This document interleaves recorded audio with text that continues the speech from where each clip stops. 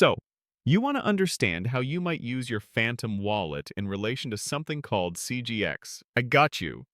Many crypto users in the USA engage with new tokens and platforms, and Phantom is a common wallet for accessing them. As of 2025, finding a specific well-known platform called just CGX that you directly connect your Phantom wallet to isn't straightforward from general information. If CGX refers to a specific crypto token, for example, on the Solana network, then you would typically interact with it using your Phantom wallet by connecting to a decentralized exchange or another platform where that CGX token is traded or used. To do this, you would first identify the specific platform supporting CGX.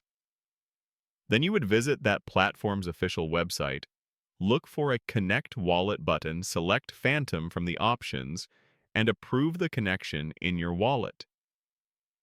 This allows you to then manage or trade CGX tokens through that third-party platform. Always make sure you are on the official and secure website for any exchange or application before connecting your wallet. And that's it!